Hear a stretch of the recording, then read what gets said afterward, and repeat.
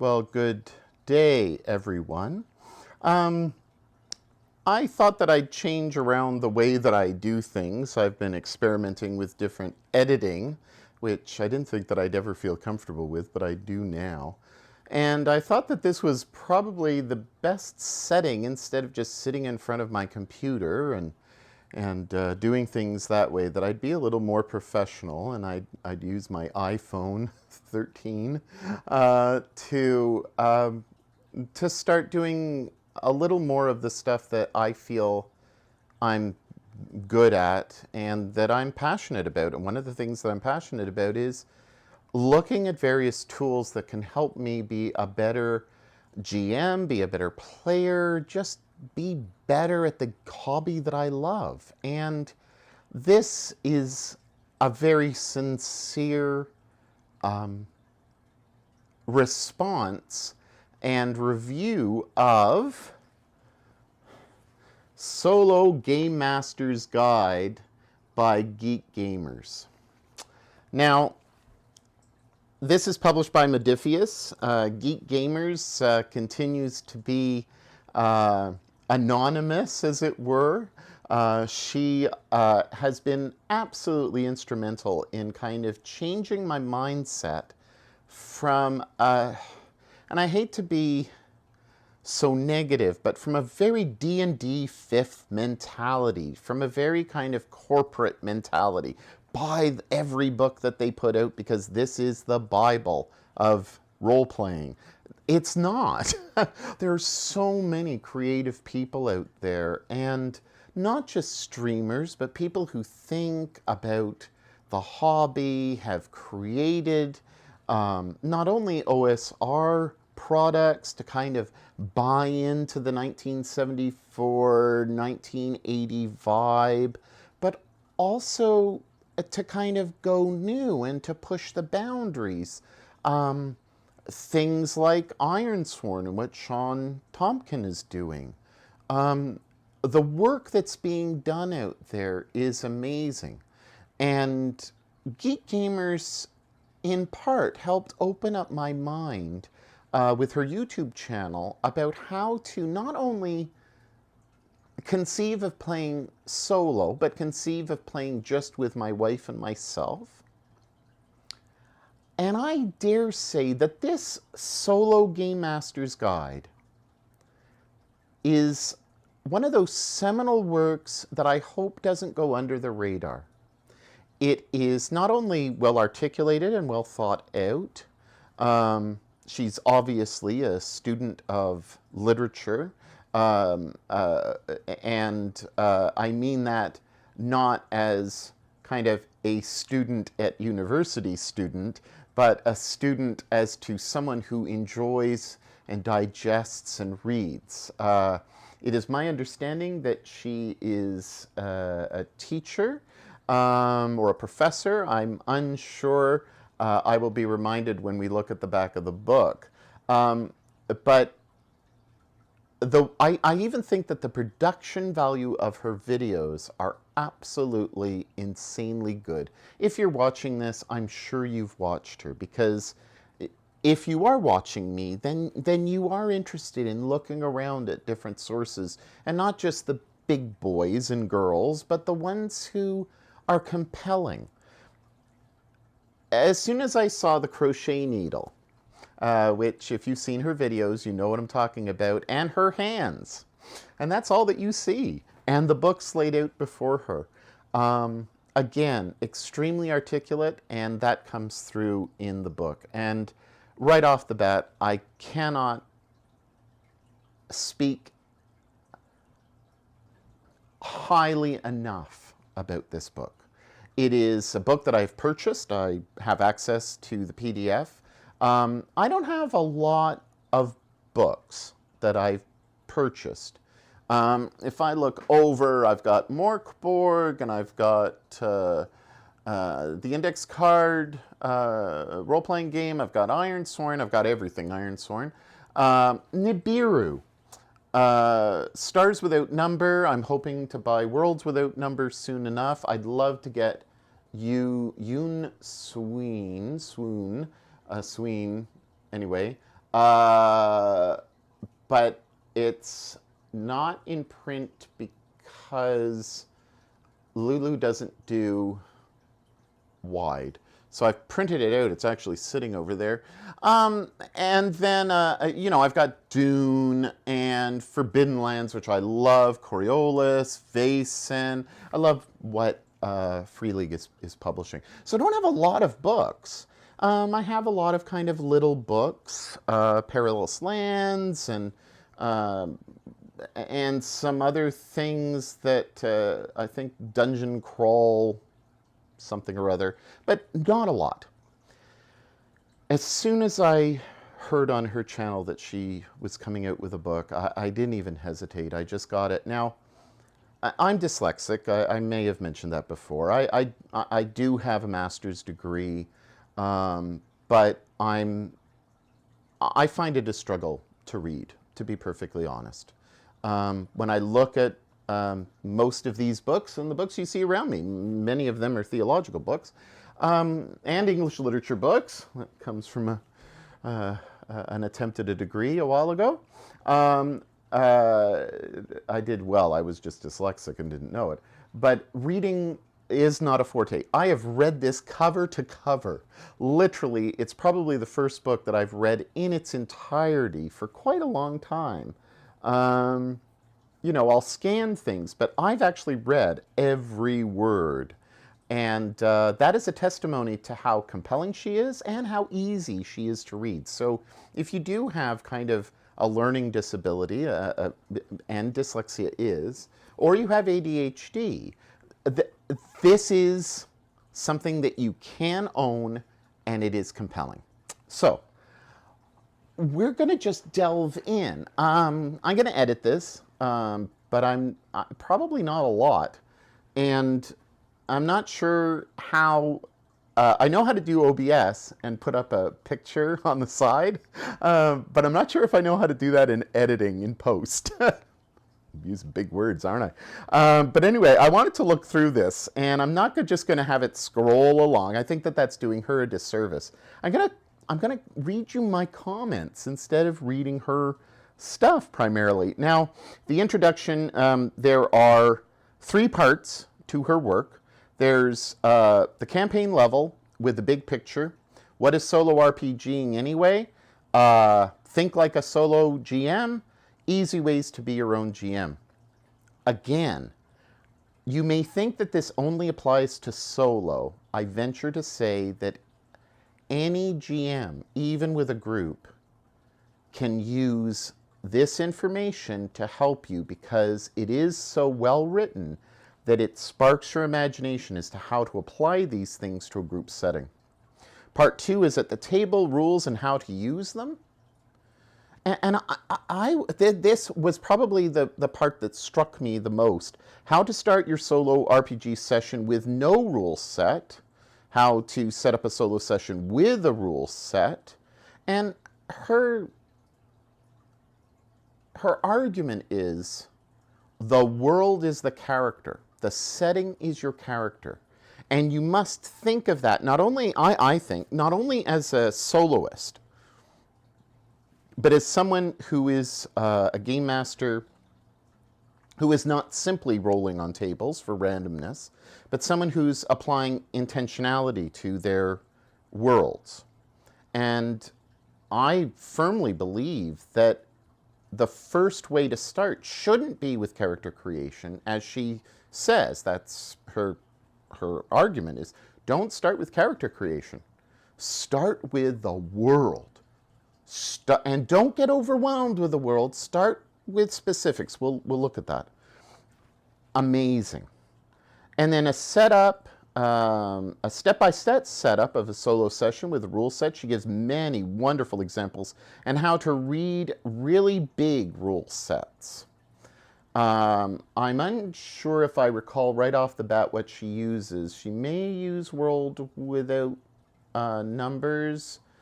Not sure if she uses Cthulhu, but I think I've said it before that I get overwhelmed with big, massive rule sets. So if you've seen my sermon video that I did, I think probably last, you'll see me bring into my church in an actual talk of these big rules and saying, a dungeon Professor Dungeon Master has, gleaned these down to one page, and you can easily play the same game with one page of rules.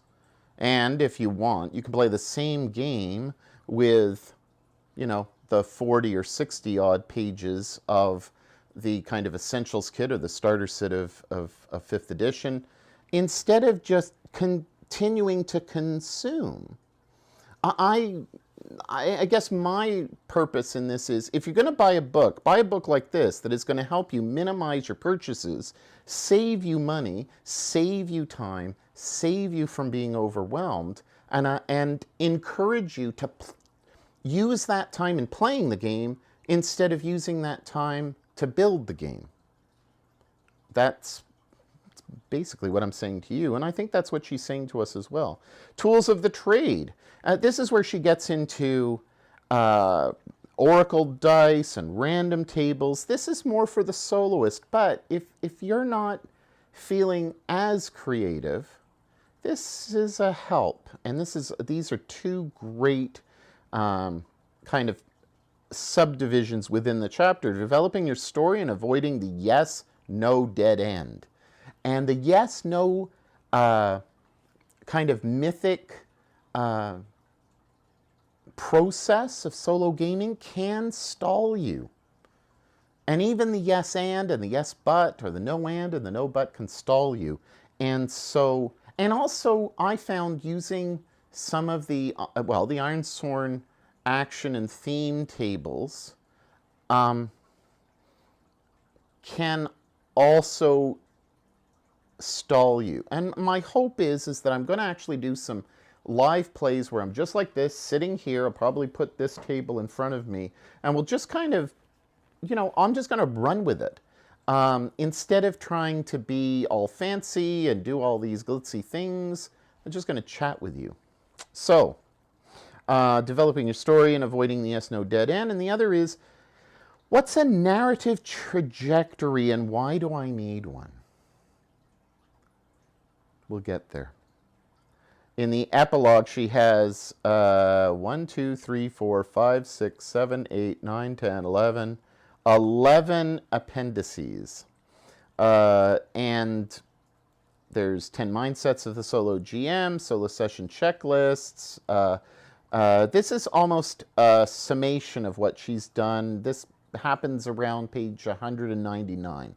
So you have 100 pages of content, and then you have about 50 pages of appendices that are extremely useful.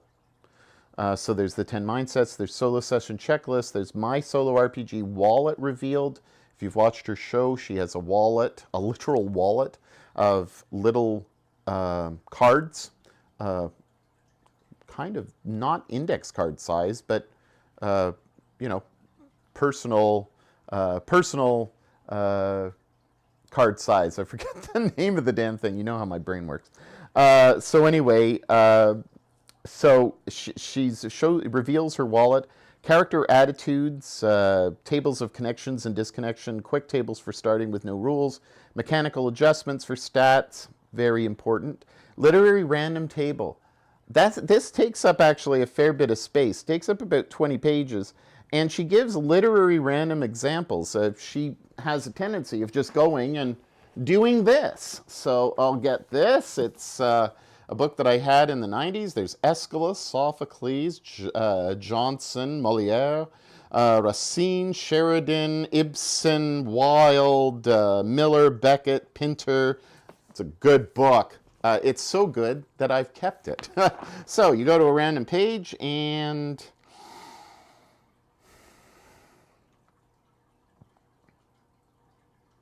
I can't see. Let's have a little light, please. Yes, sir. Yes, at once. Light comes down on stage. Come along, come along.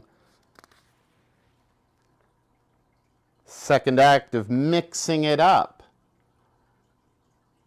Leo Gala's house, a curious room serving as a dining room and study. fix up the old red room. And so then what you do is you'd use that content. What's the red room about?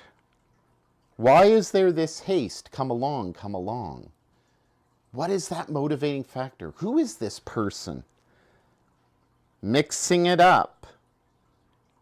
Now this is from Pirandello, and the characters of the comedy in the making are the father, the mother, the stepdaughter, the son, and this is the manager and the property manager talking about this. The comedy is without acts or scenes. The performance is interrupted once without the curtain being lowered when the manager and the chief characters withdraw to arrange the scenario. So it's one of these very kind of modern dramas, but you can kind of start with even just what's Leo Galla's house? What's this curious room? Why do they need to fix up the old red room?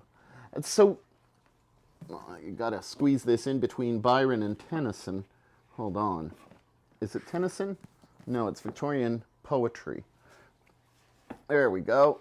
That's Tennyson. All right, so she'd be happy if she's watching. I've got to avoid putting my feet up. It doesn't look good on TV. All right, so just so many good things. Her inspirational reading is amazing. Recommended rule sets for the soloist and essential random tables. So she covers a wide range of stuff. Now, I've kind of highlighted various parts, and that's primarily what I'm going to look at. In her videos, she says she tends towards using a fairly limited number of randomizers. She likes to use her imagination, and as an only child, I'm an only child, using my mind to create other worlds is important to her. Often those places had magic. They were always escapes. Maybe there's something about being an only child where you just love escape. A lot of my personal time was spent alone. I didn't have a lot of friends. I was kind of your geek's geek back in the 70s and 80s. And a lot of my time was really spent with imagination. I said to my wife yesterday, we were sitting here, this is her chair, I was sitting over there, and we were chatting about this, and I said, if I could go back and I could do anything differently and I wasn't to be a priest, I'd be a game designer. And I always was doing this. I was doing it since I was like 14. I remember getting a 4-foot by 8-foot wood plank that my father bought me. I don't know how the heck he transported it, and I don't know how he even agreed to getting it. I think he strapped it onto the roof of the car. And I painted the whole darn thing with an image of the World Book map of the world, and I painted it. And I wanted to play this big war game, which was very similar to Risk, but kind of Risk on steroids. Probably more like, that game with all the nukes.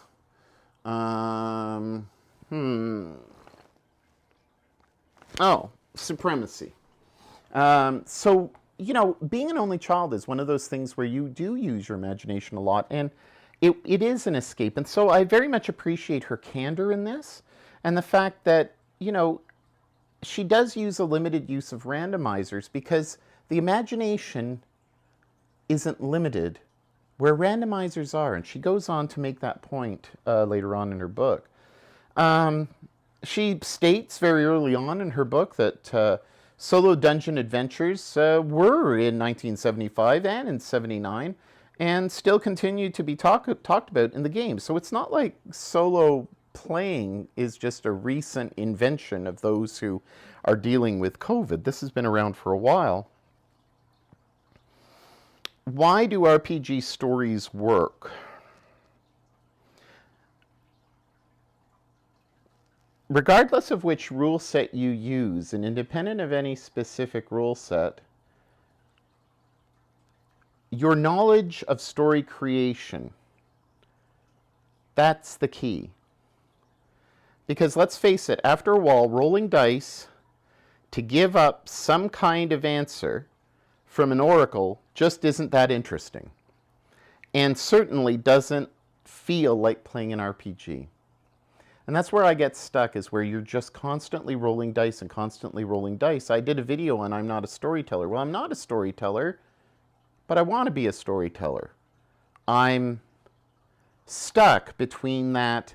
I want to drive the story, but I don't want to drive the story to such an extent that I alienate the table if I'm playing with a group.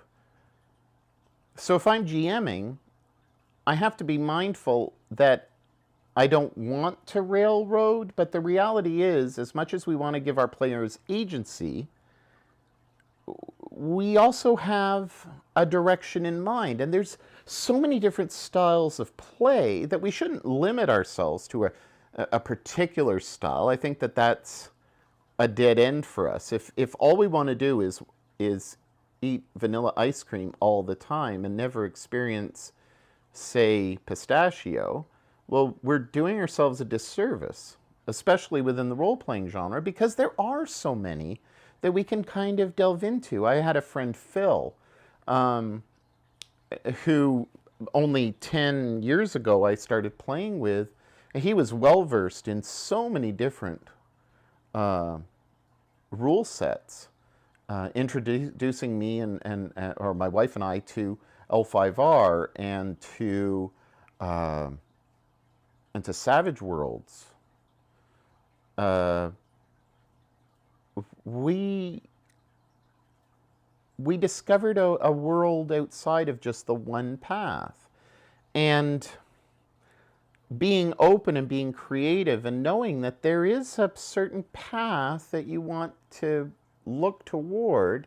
Yes, there's hex crawls, and of course I love Forbidden Lands, but you can't just rely on constantly rolling on tables. Even as a soloist, Geek Gamers is saying here, trust your instincts and use your thoughts.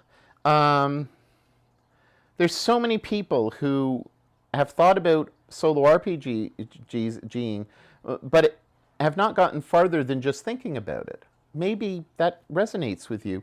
If you've tried a solo but have given up after making a few characters, this book is for you.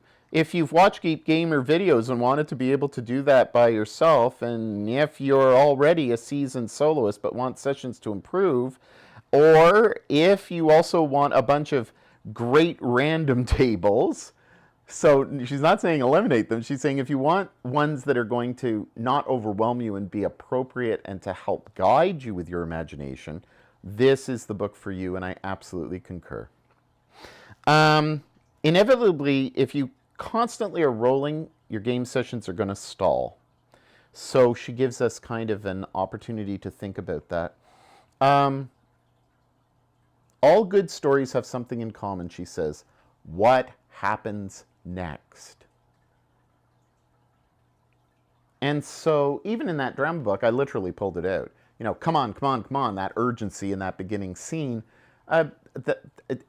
We're already in that scene in drama being pushed towards what comes next. What is this red room? What is this situation?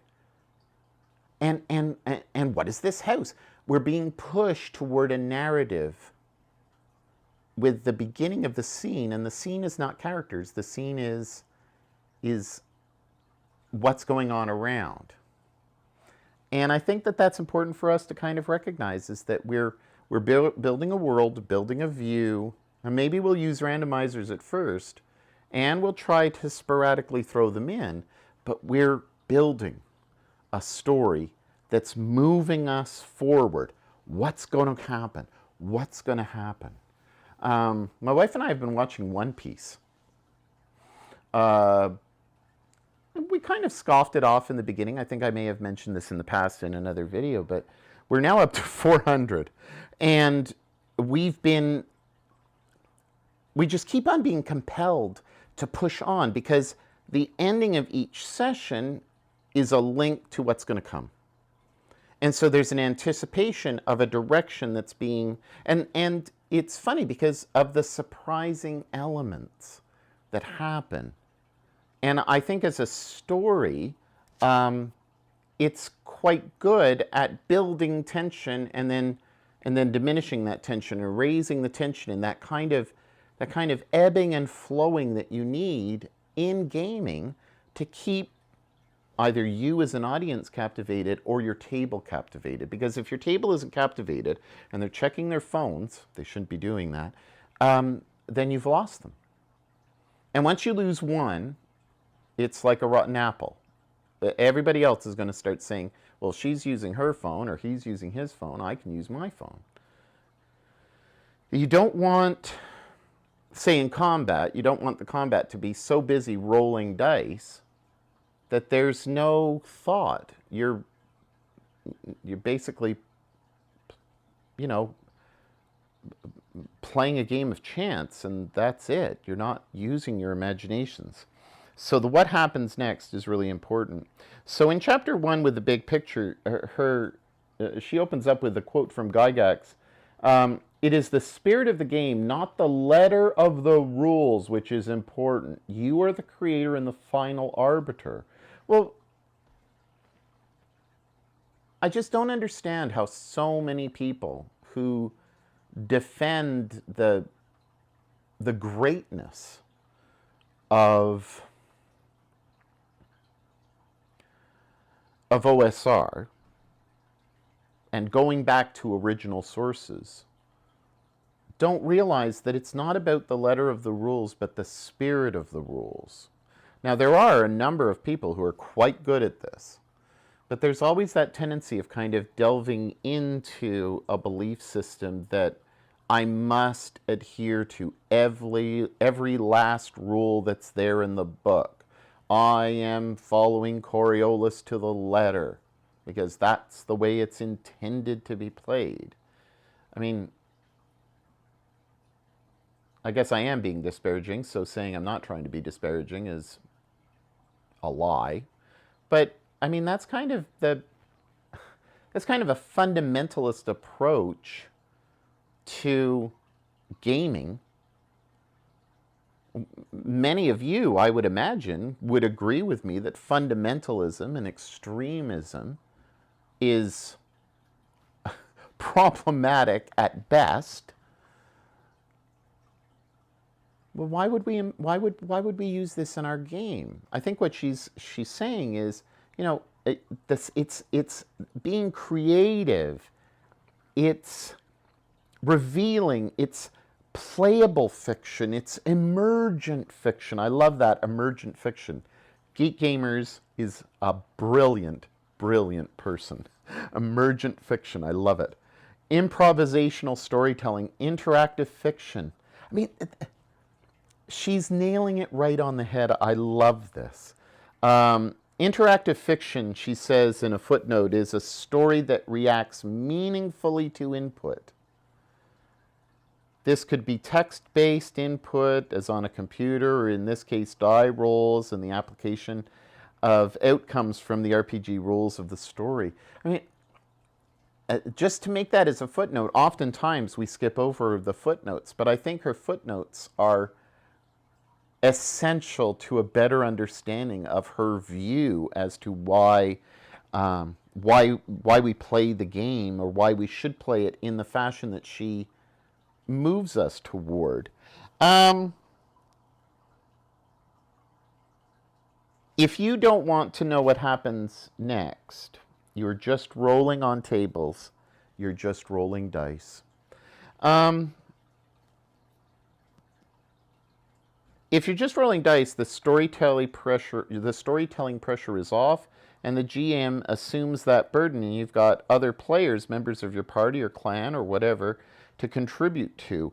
When traditional RPG session stumbles, players are rarely the only reason. Perhaps it was the GM, perhaps it was a mix of players, perhaps, and I highlighted this, perhaps it was a mismatch between players and rule sets. And I think that happens a lot, even online, is that players are stuck in because they are actors, or who want to be actors, who want to be one or of the 1% of YouTubers, and so they will agree to a contract to be on a show, and they themselves become a character in a rule set that they may not truly understand or want to play. It's unfortunate, but it does happen, and you should watch for that, about how engaged and how involved a person truly is in their understanding of what's going on. It should be fun. We tend to just abandon sessions in that case, and you may have experienced that where I've been a part of a group where I thought I was getting into something, and it was something totally different. And the rule set and I just didn't match. And it happens. It's about relationship as well, and about this relationship between the group. And I think a session 0, again, as I've said in previous issues, is just essential, but not in the way that we think it is. It's not permissions that we're looking for. We're looking for, are we all on the same page in terms of what we want to get out of it? And are we on the same page in terms of the fun? Sometimes it feels easier to abandon sessions than to continue them. And that's okay. Groups don't have to last forever. Blackmore, I have the actual book. I'm so proud of myself. Blackmore continues to go on because they were friends first, and they were part of something that they valued. And even after Arneson's death, they valued their time together because they were friends. They weren't trying to be business partners. They weren't trying to make money. They were gathered around a big, massive table and just having fun. And most of the fun was probably done not in the game itself, but outside of the game. The game was a reason for them to get together, but it was part and parcel of the whole group dynamic. I think a lot of people want to achieve that type of longevity in gaming. They don't want to lose their characters. They don't want constant deaths of their characters. But there's times when we should abandon games if we're not truly engaged in enjoying them. Cultivate the mindset of a solo GM means ultimately that you feel confident with solo role-playing. And in her second chapter, she says you need to think like a GM, a solo GM. And this proper mindset, she articulates 10 different things. She says, everything is playing. Everything is playing. But you don't need everything. Don't forget the G in RPG. You're playing a game. Have fun. Words, not dice rolling, will get you through narrative transitions. What happens next? Emotions. I'm not going to read everything because I don't want to kind of negate your reasons to purchase this, but she's right on the money in terms of how she asks us to think. I mean, I say in my little note here, thank you for reminding us. Play is enchanting. Now, I'm 57 years old.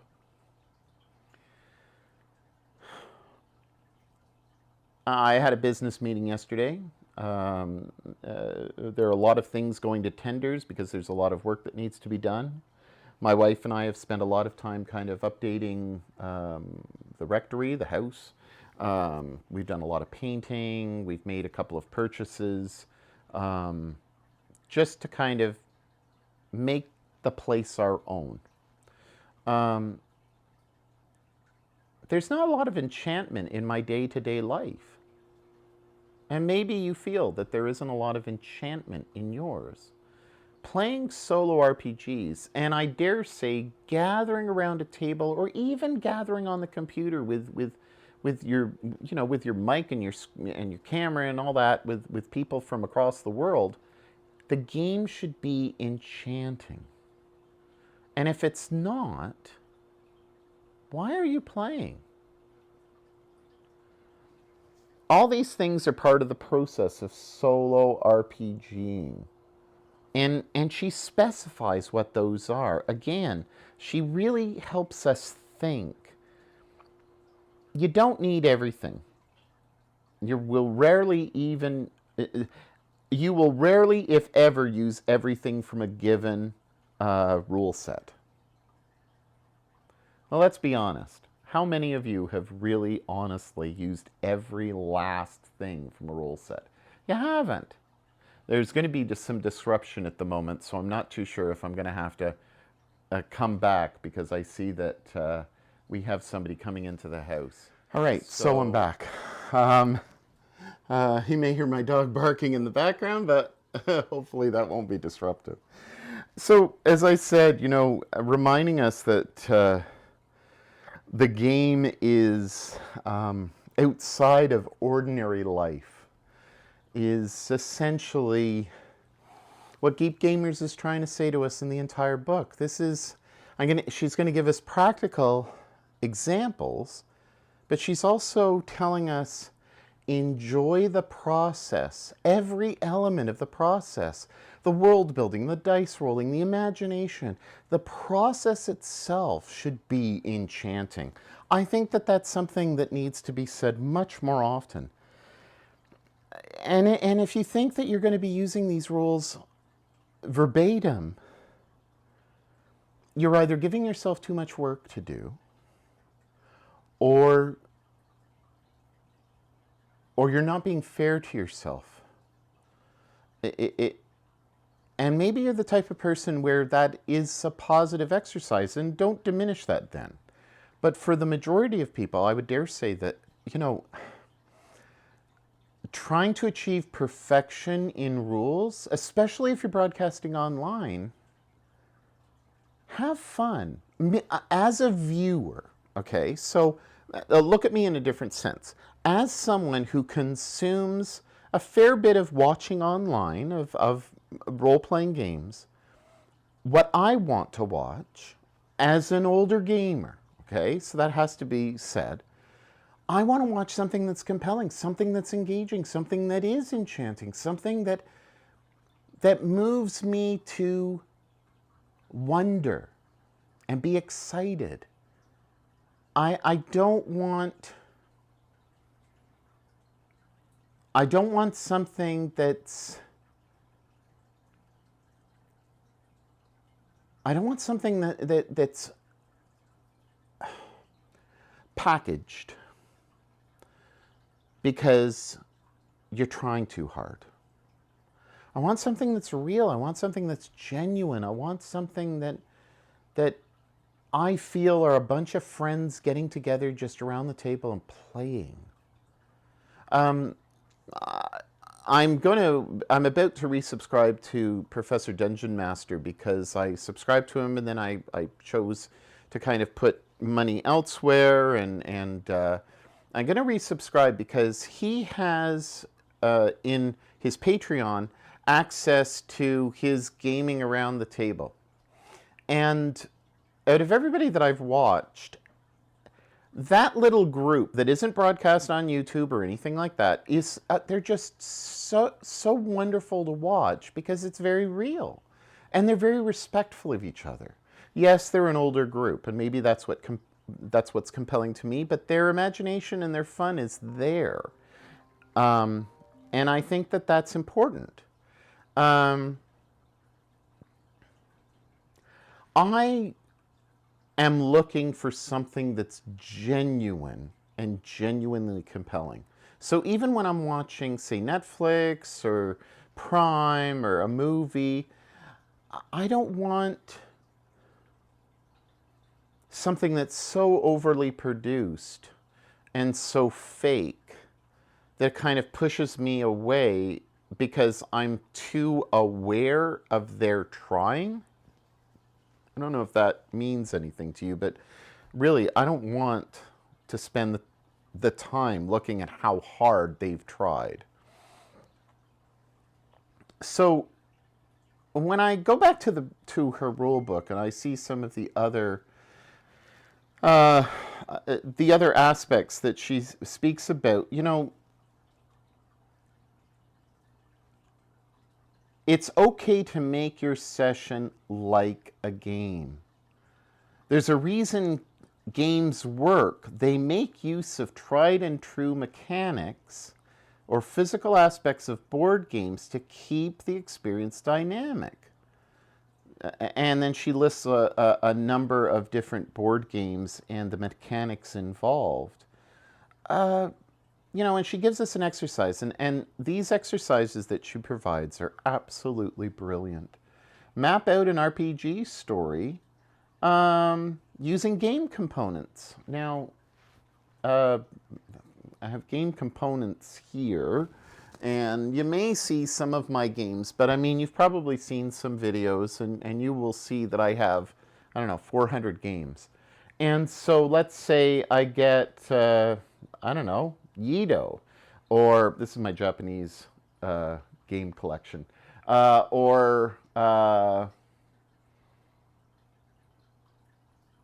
Honshu, and get out some components from those games and then come up with a story. Make use of the imagery that the game provides. The confrontation is a basic description of an encounter with an enemy or an NPC. Create a goal for the characters in this world. She advocates for using game components and just, again, playing. There's nothing wrong with playing. Again, my wife and I watch a lot of different videos and YouTube videos, and we watch a lot of kind of walking tours of Japan. It's just fun and interesting. And there was recently one looking at the new anime season that's coming out in spring 2022. And the individual was walking along the street, I forget who it was, looking at various stuff that's for sale in the shops, and went into one of the shops, and there were tons of these anime characters in very precise models that are 100, and I've seen them here locally for about $400. Beautiful sculptures of characters, usually suspect in suspect poses, but it's wonderfully done. It's beautiful. We want to play.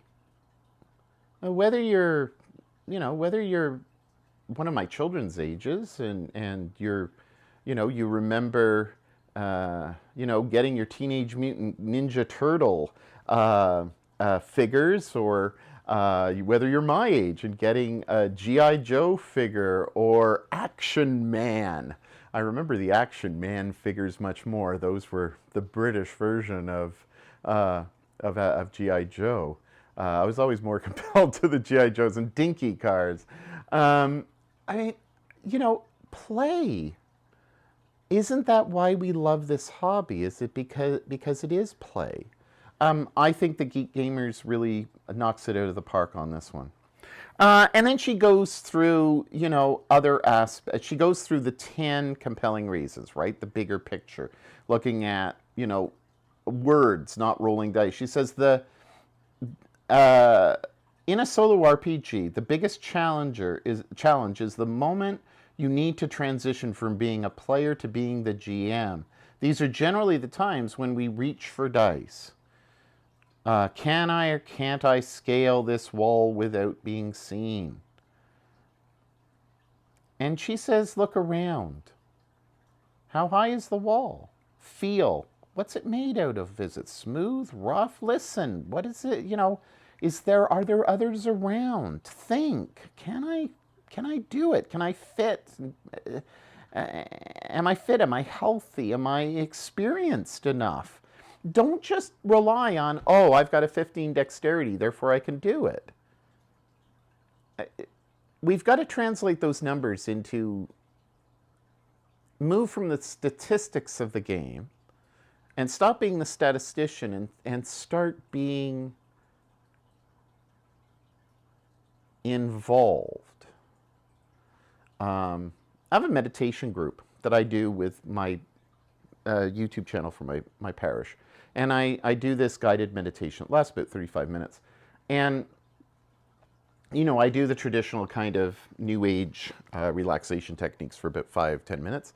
And then I kind of look at a passage of scripture and I guide it. It's a guided meditation. What I do is I suggest to people about the story, because a lot of people look at the story, and whether it's the Bible or whether it's, the Torah, or whether it's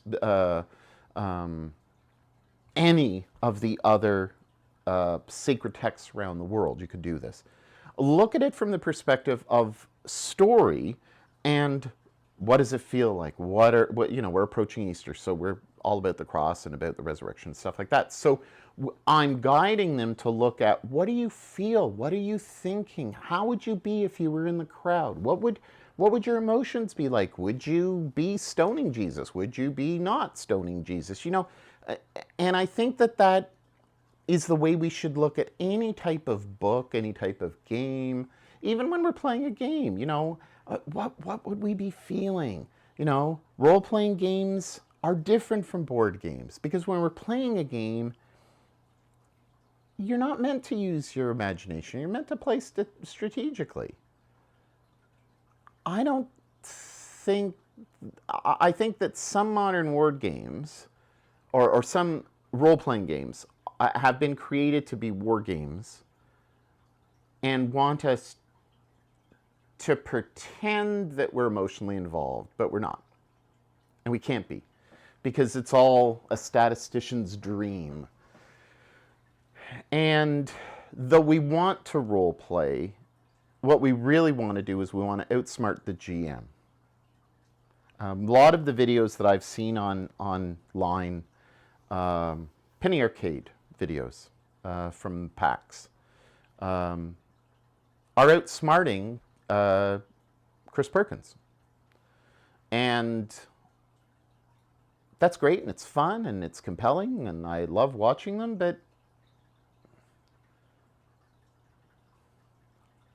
is it really? It's entertainment. But it doesn't feel like entertainment in the way that I would want to be around the table. I don't know. Maybe it's just a pet peeve. Maybe I'm so turned off of 5th edition at the moment. I don't know. But it just, if all we're doing is playing the game for the statistics and not for the purposes of, being in there in the game, then we're just playing a war game. We want to be emotionally connected. We want to be thinking and feeling and really thinking about the touch and about our abilities, whether or not statistically they make sense or not. And yeah, you've got, in real life, we weigh, can I, as a 57-year-old, run from here to the store? Well, I can walk. If I run, I'm probably chancing a good heart attack given my weight. And I have to weigh that in my mind. That's the statistical decision, isn't it? But I don't think kind of numbers-wise. I just say, oh, I can't run that. That's not going to happen. So that's kind of the process that I think she's talking about. When sitting down to the table to solo, however, the first activity should be not starting the session with character creation. And she goes on. She says, build the world. Don't make a character. Why? Imagine this. The entrance foyer to an old library. The room is lit by a spirit illumination, glass orbs, each containing a phantom. And, it's funny. I wrote in my notes, in the West, we focus on ourselves first. And in the East, I think that the worldview is much more developed to embrace the aesthetics around you. When we think about Japan or we think about China, we think of the gardens, we think of the intentionality of the Buddhist monks and their meditation process, involved in stone gardens, involved in bonsai, involved in even streets. When you watch any of these videos or you've been to Japan, the way that the trees are cut and pruned to create the most out of the least. This is all atmosphere. And I think anime does this very, very well. Most of the best scenes in anime aren't the character faces going back and forth, it's the scenery. Watching One Piece is great because, of course, you get a lot of character development, and that's wonderful. But when you're looking at kind of a bigger picture and you're looking at, say, Demon Slayer, some of the most beautiful art is there with the description of the environment. And that environment is their playground. Why should it not be the same when we're creating a solo role-playing game? Of course, she goes on and she goes through various stats and stuff. History is your friend. Now, I could talk about this for hours. Always something has come before. A dungeon has history. A spaceship has history. An orc has history. Everything has history. Who was the great leader? Who was it that settled the place? What's the spiritual practices? Who was the evil force? You know, asking ourselves questions and not just rolling. Maybe we can just come up with stuff on the soloist. And if you're prepping for a GM session with your friends, think about these questions. And that's why I think that this is a great book for you to buy. I have not been given a copy. I bought it myself. I don't know her at all. This is just me with my true feelings about this book. And I'm only on page 27, so I got to hurry up. I'll just talk about the highlights now. I highlighted aspects of things that must be brought together, as in an old wedding adage, something old, something new, something borrowed, something blue.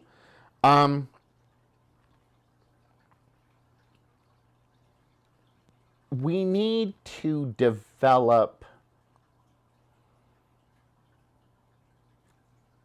an idea of borrowing from different places.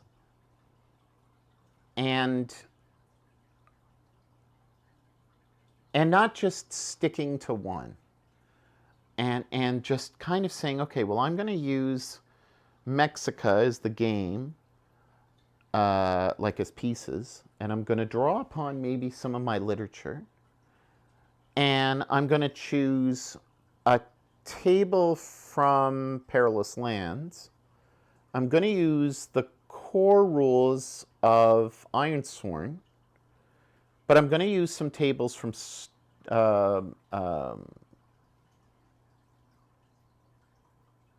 well, I'll use some tables from somewhere else, maybe Stars Without Numbers. And there shouldn't be any reason why we can't incorporate a little bit of a recipe, as she calls it, from different places. She wants you to be dynamic. I think that that's awesome. She talks about non-gaming world and non-gaming resources and her love of Radcliffe's Mystery of Udolpho, published in 1794. I would say that, and I may, where have I put them? Are they up top or are they down below? No, they're behind me. Norton Anthology, if you're an English major, or you're ever involved in English, or if you have a used bookstore, try to find Norton Anthology to English literature. Or I also took an American course. I don't think I kept those books, though. The Norton Anthology of American Literature. Wonderful books of poetry, prose, two massive books. I'm sure you can pick them up to next to nothing because every year they seem to have a new edition out. Mine date back from the 90s. Use those, and you've got so much there because you're not just drawing on, say, a novel. I've got The Hitchhiker's Guide to the Galaxy here. Well, you're not just drawing on a novel, you're drawing on a whole bunch of sources in an anthology that involves thousands of works. So she talks about that at great length, and she suggests a number of resources. She says some of the best friends of the soloists are the components of board games like maps, items, treasure cards, minis, tokens. I've got a game called Ventura, I think it's called. It was on super sale. It was like $4 for like this once upon a time $60 game. And I only recently looked at it. It's got hexes that are unpunched, and it's got some towers and kind of miniatures inside of it. And I just thought, I'm never going to play the game because the game is crap. But instead of just throwing it in the garbage or giving it to somebody else to throw out in the garbage because they find that the game is crap, I got another game that's crap by Simon. Cool Minis or Not, they used to be called. And it's a tower defense game, and the name escapes me at the moment. But it's got great minis, but the game sucks. Use them. Don't just if you've got board games and you've use them. The only thing that I'm worried about is with games is that I'll never get them back into the same box. So my advice would be stick to one game. Or your brain might explode when you've got a ton of components and you're trying to figure out what game is this from. Don't do that. You'll hate it. Mage Knight, great game. Somewhere up there. Mage Knight is fantastic, and it also has a lot of ideas. She has this, she has a table like a lot of other tables. It's a statistical yes/no table. Is it a sure thing? Very likely, somewhat likely, 50-50, unlikely, very unlikely, impossible. And she gives yes and percentages to that. Sure thing is 90%, an impossible thing is 10%. No's, the opposite. And varying degrees as you work up that ladder. Very similar to Mythic. And then she talks about rubrics, and for her, a rubric is a set of rules. It's customs and established, and she goes on to understand. Rule sets are flexible, and as the GM, you must be flexible too. And the more I read more modern OSR or OSR-like games, like Morkborg and stuff like that, though I know Morkborg is an OSR, but that there's always in the beginning of this assumption that you're going to use your imagination and you're going to be broad. Do it. Telescoping in and out narratively between the very specific and the very general adds a level of richness to the solo session. Now, if Geek Gamers does watch this, haiku. Haiku is perfect for this. I actually took a Japanese religious studies course, and our thesis at the end was to do a renga. And a renga is 50 haiku. I'm very proud of myself. I got better than I did in my theology course. And it was because, as the professor said to me, it was that interplay between the in and out, the refocusing from the specific to the broad, bringing the character of the world in and drawing within the limitations of a haiku, being able to articulate a broad moving into a small and back to a broad, and being able to contextualize that in 50 stanzas. That I think we should be doing in our solo games. And I think that that's probably an extremely important guide that we should look at.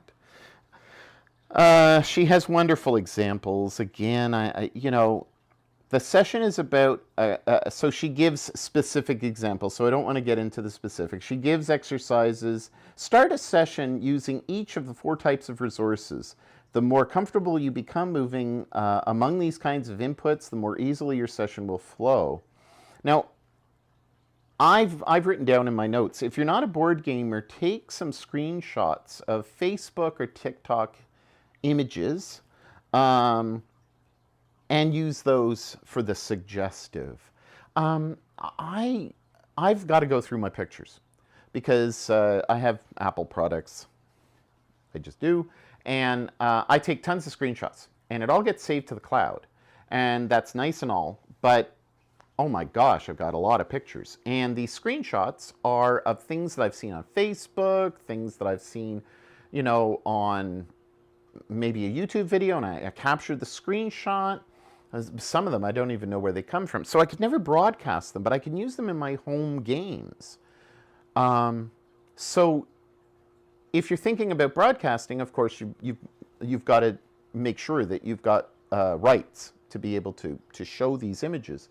But if you're just playing at home and you don't have board games to be able to draw upon as suggestive resources, or you don't have, say, a library of books that are literature, just take snapshots. You'll find yourself amazed at how much you can draw upon just by simple screenshots. In part 2, she talks about the rules and how to use them. And she starts off by saying 2 things right away. What rule sets are going to be used and what characters are they're going to create. That's what people mostly think about. But she believes that there are 2 decisions that should not necessarily be made right away. They can lead towards stagnation. So the best way I know to avoid common situation is not to start with rolling up a character. Start without a rule set. Grab your favorite generative or suggestive resource and describe the environment and the mood and the feeling as she spoke about before. And she gives on page 47 a number of tables that can help with the environment: a D6, the academy, an urban setting, a natural setting, a nautical setting, a cosmic setting. And then she gives place adjectives and place connection or disconnections and connections. And again, 12, a D12. Describe 3 or more things in that environment is the exercise that she gives you. So she's not just giving you practical advice, she's giving you thoughtful, she's saying, now think about that and apply that. Integrate that would be a good way of kind of speaking about that. So this book gives you the suggestions and then suggests to you, okay, integrate this and think about it in this way. That's, again, why I think that this is compelling, is because she really does make you think. One of the exercises is now try to describe 1 or 2 people or creatures, either in the environment or who might have once been there. And think logically, not fancy. For example, if you're creating a tranquil scriptorium at an ancient academy, put an old library here, not a gnome or fiery dragon. That happens so often. I'm not even going to give words to that because she's so right. How many times have you watched or been in a game and you go into a library and there's a gnome there, 5, and they're ambushing you?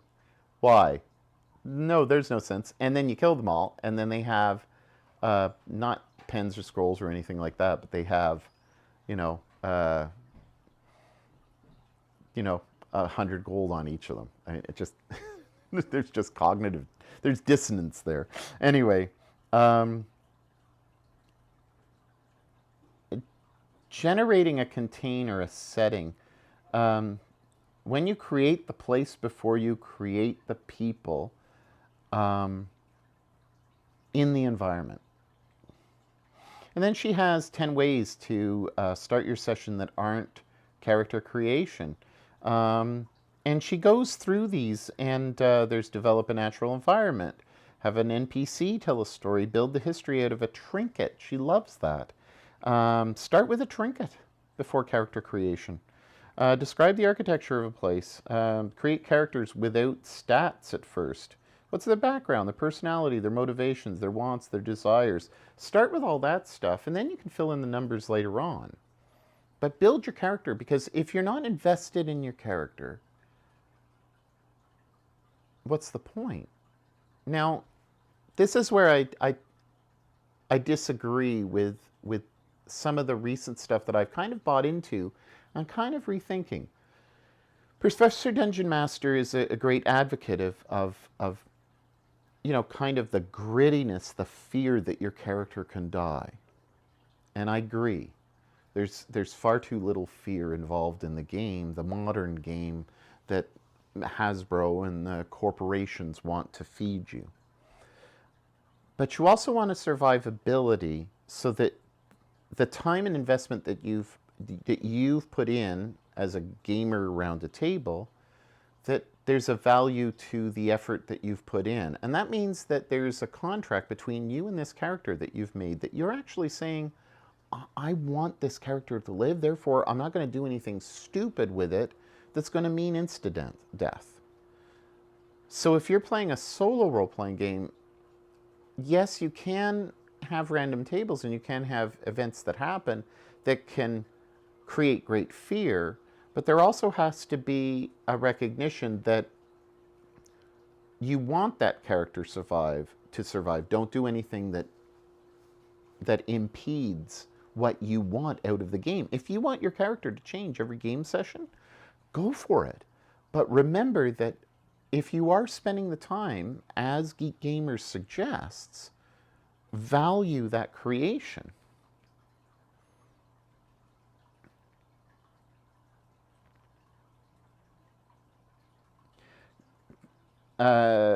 Conflicting descriptions are also an opportunity to create story.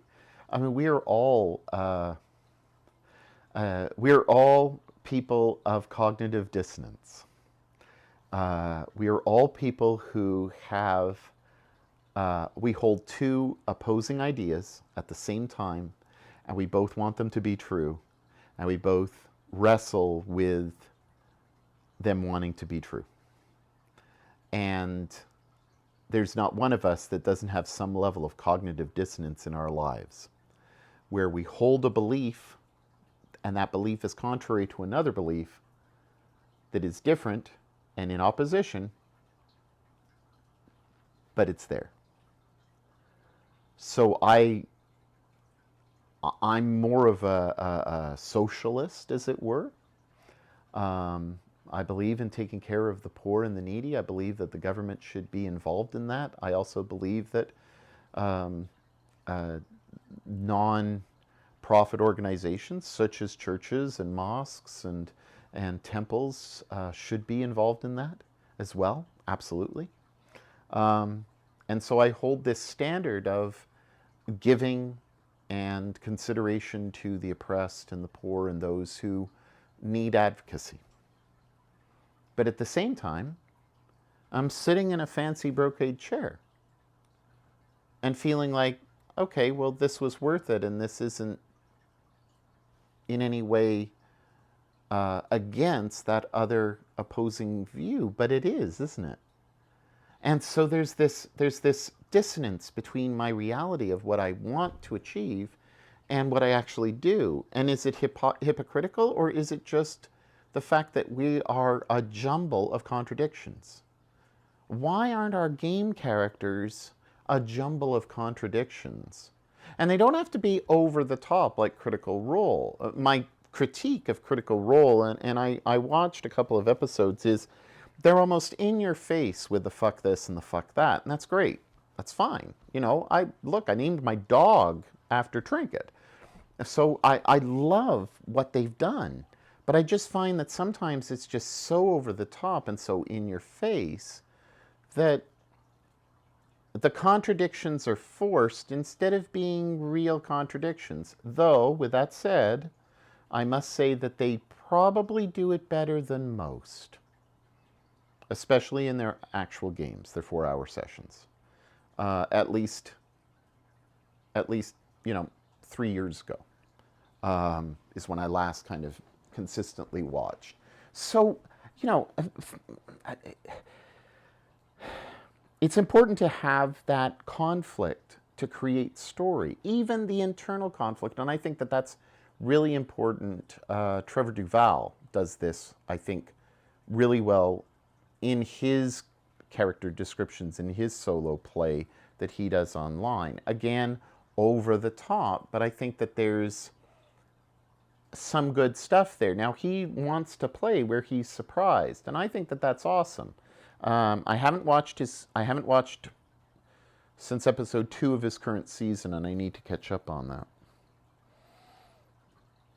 Keep the feeling of your character in mind as your story progresses. Let this feeling influence die rolls or oracle results in thematic ways.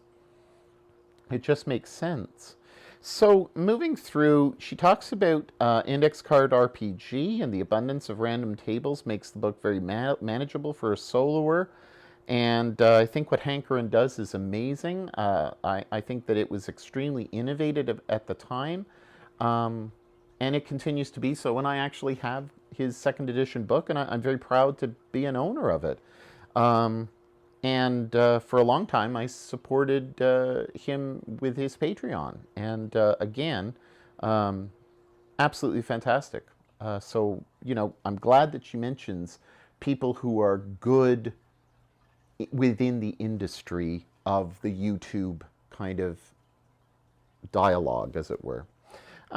She talks about these big rule sets. Starfinder is 532 pages, she states. And she says, skip over character creation, look for anomalies. You should be looking for these anomalies. She says, let the seed of a big idea germinate from the specifics to what you've read. And again, go to the table of contents, she says. Look at the table of contents. So a lot of really good practical advice. In chapter 7 or in part 7 of these rules and how to use them, she talks about Dungeons and Dragons, and she has a separate chapter, and she says, D&D is no different from every other rule set, and yet D&D is also very different. What's the same is that, it's created for multiple players with one player acting as the game master. What's different is it was published in 1974 and has continued to expand, and it's regarded basically as initiating the entire industry. We cannot avoid that D&D is the granddaddy of them all.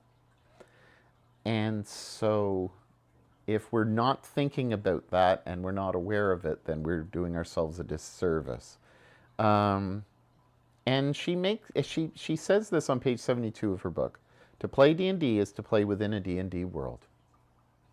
So if you're going to play D&D, you're playing within a D&D world. That is how it's set up. That it is intentional. Forbidden Realms is your default setting. And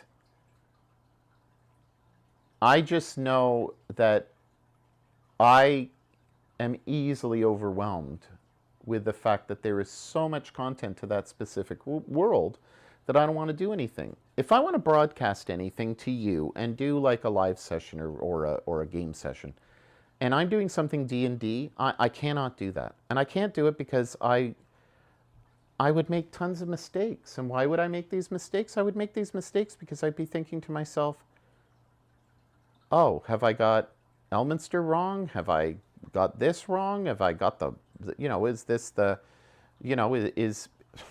is this the right location? Do I have the right monsters?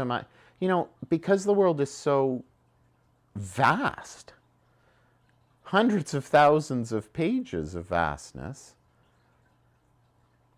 I don't want to break the rules. And what Geek Gamers is saying is, go ahead and break the rules. But when you're broadcasting, there's an intimidation factor there. She says skip over character creation, look for anomalies, let the ideas germinate, begin small and use an anchor point. And this is the summary of the book. I've put this down. This is the summary of her book. The rules you decide not to use as much as the rules you decide to use dictate the success of your session. The rules you decide not to use as much as the rules you decide to use dictate the success of your session. So put a lot of thought into it, is what she's saying. Again, in summary, working with D&D material is also harder than working with other rule sets for precisely the same reasons. So much already exists about the world and the Lord that it can be daunting to start and challenging. And as she said in the beginning of the book, failure can easily happen by just stalling. You have great ideas, but you just stop and you stall. Framing events. She talks about framing events, NPC bonds and NPC flaws and secret tables, villain schemes and villains methods. She talks about all these things and gives kind of the trinkets and where to find these pages of where you can find resources like the trinket table of page 160, 161. People use this as kind of something that they have. I think that online people do use them quite well. I don't think that people around the table use them well enough. But they could really be sparks of imagination. Why do you have that ball? Why do you have that coin? In part 3 with oracles, dice, and random tables, there's just so much. It can be a mistake to think that rolling dice is going to automatically lead you somewhere or somewhere else. Continuing rolling dice puts you in danger of losing your narrative trajectory. So how many times is too many to roll on a table consecutively? She says 3 times in a row, probably 2. This is excellent advice. Don't look to tables to provide you for direction. Look to tables to provide you with embellishment. Look for tables for embellishment, not to give you direction. And I think far too often, as she's very much aware, that is the way the modern game is turned. And she talks about tables that mean something. She says, random tables have been part of RPG since the beginning with chainmail. And that was my first purchase. I think it was about 5 years after it was published in 71. Maybe a little bit later. I think mine was the 3rd edition, was the first purchase. And then very quickly afterwards, I got into AD&D. It was only a few pages in the back of the book. It was silver cover, I remember. And the back of the book was so, that's what captured my imagination. I thought I was getting a war game book. And it really just, the fantasy aspect of it just blew my mind. It was something I'd never even considered. My toys were all James Bond and Batman and Action Man. So war, First World War or Second World War and those type of things. Fantasy was there, but not really. At least not in my early upbringing. And this was really, it brought me to the fore. It encouraged me to read The Hobbit and The Lord of the Rings. It spurred out of chainmail. And I'm so glad that she mentions it. And she talks about wandering monsters and the tables and all this stuff. And she talks about terrain and building and the NPCs and the monsters. And she gives tables upon tables that are embellishments. What's a narrative trajectory? Your gut reaction may be, well, this is railroading an agency. What happens to our agency? What happens to our free, don't freak out with agency and railroading. Even with yourself, allow yourself to just use your mind and don't worry about the path, how the story should progress. Should it be so totally random that you really don't know what you're doing? Well, that will stall you out. As a soloist, you don't know what will happen. It is a lot of fun, but it's still important to have a sense of the story's direction. This is on page 93 of her book. Again, she just keeps on pushing us to think differently. All a narrative trajectory needs is at least one solid point, a place, a goal, or activity beyond the starting point. And then she talks about the dungeon crawl being so ubiquitous to the genre that it's almost automatically leads you to think about exploration, surprise, and multiple levels. Um, in her addenda of the book, she talks about the psychological narrative and the structure functions of dungeons and role playing, and the present ideas about how they persist as a central adventuring location for almost 50 years. And this is a psychological thing. The darkness, the closed in spaces. You can't use a long sword in a dungeon where it's only 5 foot wide. And I'm sorry, but so I just needed to pause because the plumber had finished the work, which shows me how long I've been speaking for. So I'll try to hasten this up.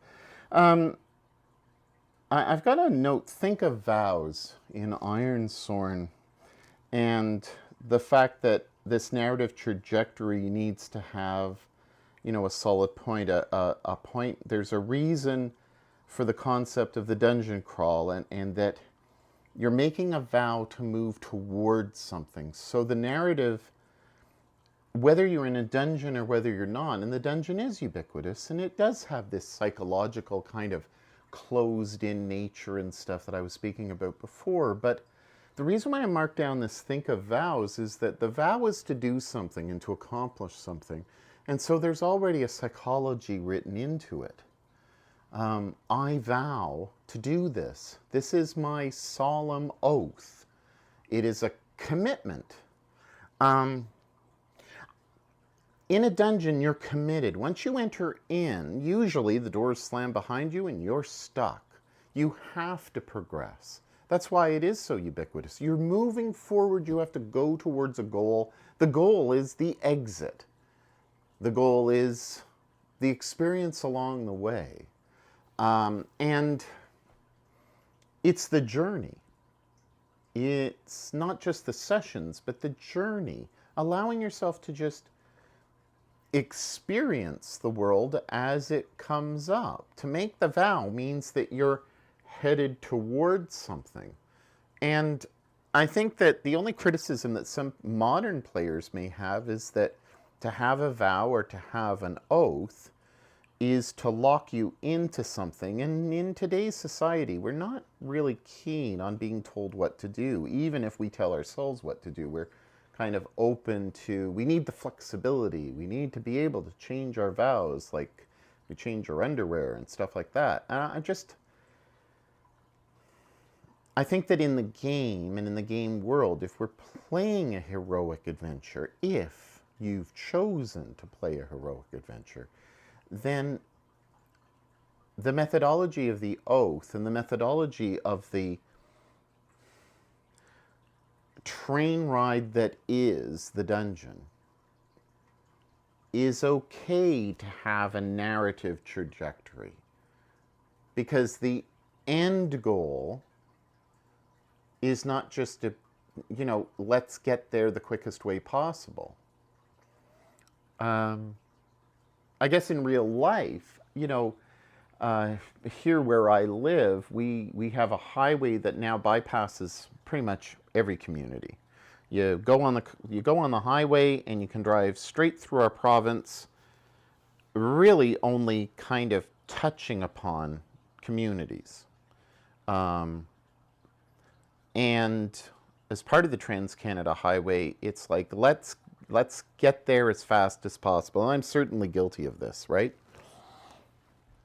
But taking the less traveled is an important part of the journey. And I think that as I get older, I'm realizing I've sped through life very quickly. And one of my observations would be WoW, and playing WoW as a raider back in the day with vanilla World of Warcraft. We played, I raided, I was a successful raider, even as a priest. I was a successful raider as a priest in the game. And then I guess it was the Lich King that came out, and we finished it within 2 days, 3 days. For some reason, I think it was 48 hours. We cleared everything. I don't remember anything, because just all we did was it was just the goal that we had set was we're going to we're going to get tiered up as fast as possible. In my memory is I'm thinking Blackwing Lair, I'm thinking Anixia, I'm thinking all of that stuff, but I'm not thinking about the future. I'm not thinking, I can't even see what happened with the Lich King because it almost didn't happen. It was just, it was nuts. It was so fast. And so I worry about that happening within my game sessions, whether a soloist or whether at the table, is all we're doing is pushing and pushing and pushing toward a goal, but we're not experiencing the ride. We're not experiencing the little towns and villages and stuff like that as we drive along. We just want to get to our goal as fast as possible, see the big sights, and then leave with our treasure. Very analogous. Anyway, but she does talk about this psychological narrative and how dungeons meet a particular need in our psyche and feed that narrative which we crave, the fantasy world that we crave, and the darkness and the light. Well, she has an epilogue, and then she goes into the appendices, which are basically rehashings, condensing up the 100 pages of her book itself. So you have the 10 mindsets of the soloist, and you have the generative, suggestive, restrictive, and the rubrics to go through with your solo session checklist. Her solo wallet section on Appendix C is wonderful, found on page 103. And she has a whole bunch of games that she trusts, like Xanthrum, D20 role-playing solo engine, Ironsorn, Scarlet Heroes. My gosh, I'm really impressed with Scarlet Heroes. The Solo Adventuring Toolbox by Bimler, which I need to look. I need to look at that. The Maddie Uppy Namey emulator called Moon, Mune. And she has other kind of character attitudes and stuff like that that she's discussed in previous chapters, all just here, easily accessible at the, toward the back of the book. And so I think that, and then this literary section, and I'll hold it up and maybe it will focus and maybe it won't, but it's in a kind of different color, and it's, I believe, a 2d6 table. That just goes from Virginia Woolf to Adolfo to Shrek and to Mary Renault and the Friendly Young Ladies to Anne Radcliffe and the Adolfo. She just goes through a lot of different kind of works. Mary Shelley's Frankenstein, Isaac Asimov's Prelude to Foundation. So she goes through a number of very different books, H.G. Wells and The Invisible Man. So these are resources that you can just roll on and start right away without going to your library if you don't have a built-up library. And that's fine. Or if you don't have pictures that you've screenshotted and stuff like that as prompts. Her recommended rules for the soloist begins by talking about Scarlet Heroes. Again, I'm a big fan, and I've purchased the book, actually, and I think it's getting printed now. And I purchased the book because of her recommendation. I had it in PDF form, but the more I thought about it, the more I said, you know what, I really want to have this in my library. Ironsworn Delve, which is different. I actually was a playtester or a contributor to that. And I'm very proud of that. And Ironsworn is great. It really is. And of course, Forbidden Lands. She talks about the box set, which is similar to a board game, but not. And again, it's a game of survival. Ultimately, this game is just amazing. I have so many notes that I could just keep on talking about. A pattern language she talks about with places and spaces, towns, building, and construction by Christopher Alexander. Sarah Ishikawa and Murray Silverstein, an Oxford press publication in '77. These are just great ways, dictionary of symbols and stuff. So look to these things. They're exceedingly helpful. So this long video is essentially my love letter to Geek Gamers and a thank you to her for spending the time to collate the information that she's gleaned from her own contributions and from her own experiences and from the comments that have been made on her YouTube channel. She is one of the best out there, and you have a trust relationship with certain people that you follow. Some you may fall out with and you decide, oh, I don't need to follow them, or I'm not going to pay as much attention to them as I have in the past. Other people you fall out with because of various indiscretions, like myself with Adam Koval. I was obsessed with his content and was very happy with what he did, and again, that cognitive dissonance between appreciating what he did for what he did and the person that he has been accused of being, and his indiscretion. There's that, I still appreciate what he contributed. And I think I've spoken about the fact that I still listen to Michael Jackson music on occasion, even with all of that stuff. I mean, we're in this kind of weird world. But as much as we kind of watch and unwatch people, Geek Gamers has been somebody that I've consistently watched and consistently appreciated. And this labor of love that she's given us is something that's worth your attention. If you've watched this far into it, this video, then you know that I really appreciate her contributions, and I really appreciate her thoughtfulness and the way that she's articulated her thoughts.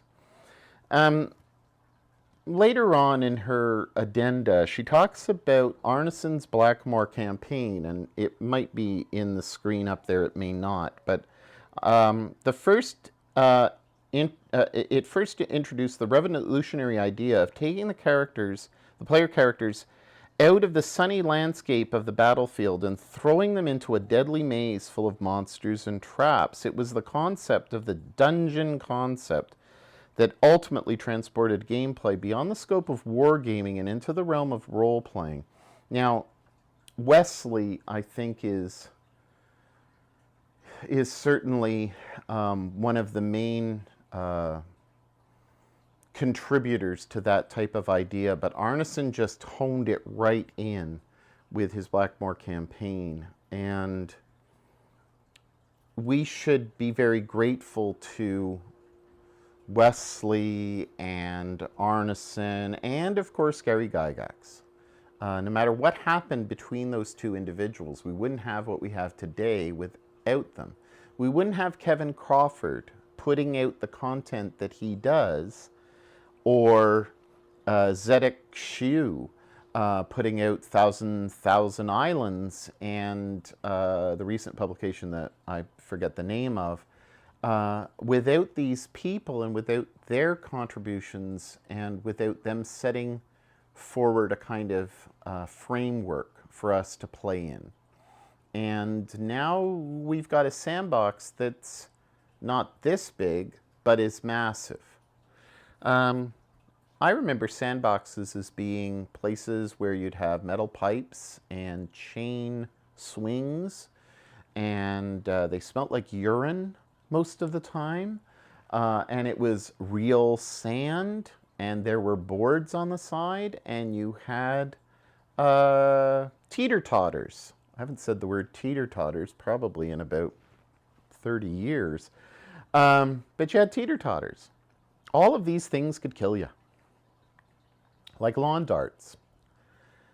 Now, I live next to a school, and this school has little balls of foam where the kids can't get hurt, and the boundaries are very different, and the constructions of the materials are so that everybody doesn't kill themselves, and the protections are layers upon layers. And I know that the principal had to go through a lot of different elements of assessment to be able to meet safety standards. Our game is becoming increasingly like that. And I worry that the game has stopped being a game. What Geek Gamers has reminded me is don't be afraid of the fun. And don't be afraid that you might knock your head, or you might cause yourself a bruise or a bleed or something like that. And don't stop having fun because you're afraid. This is not me saying I don't agree with safety standards. This is me saying allow yourself not to be controlled so much that you feel intimidated to even go into a playground to play. Because even though it's all safe, it's not fun anymore because it's too safe. Allow yourself, if you're a solo player, to just go nuts and to create a world that you find fun, that's not dictated by others. I think that there's a very compelling reason for every gamer to be a solo gamer. Even if you don't think that you're going to enjoy it, push yourself and try it. This book will help you. Because maybe what we need to do is we need to start using our imaginations more and not using other people's imaginations. We need to springboard and to start allowing ourselves to have fun without all the restraints and without all the boundaries of rules and regulations and die rolls, and this is the right way to play and this is the wrong way to play, what is currently called gatekeeping. Allow yourself to be enchanted again, and this book again brings it home. So I can't speak highly enough, as I said before. You know,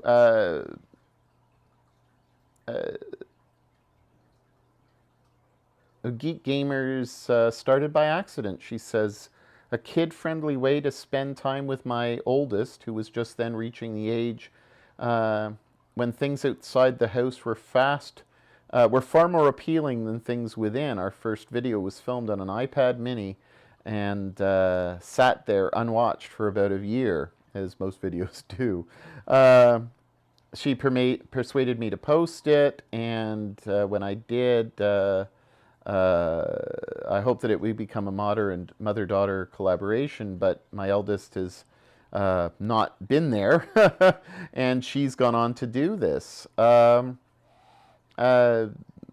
She loves metagaming, Avalon Hill, SPI, and James Bond Assault, absolutely, from '86.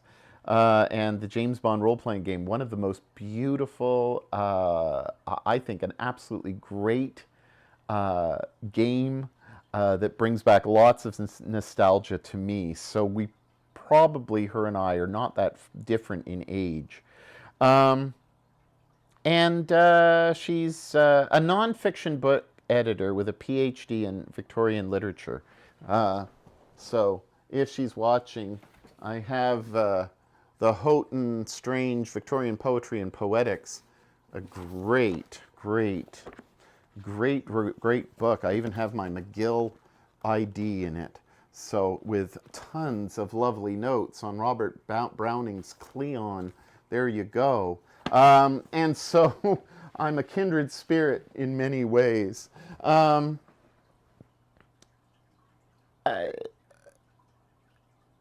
This, you know, watch her, subscribe, like, do the bell, everything like that, because I hope that this book kind of promotes her work even more and that she continues with the work that she's doing. I don't think that her voice will stop now that she's published this. I think that she has a lot to contribute, and I'm grateful for her presence online.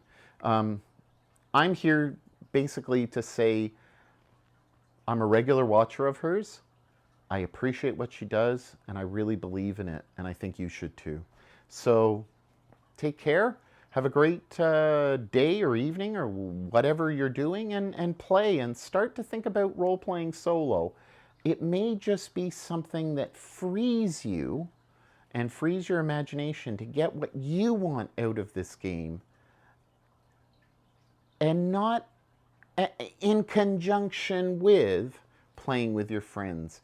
I think it will make you a better gamer. Take care. Bye.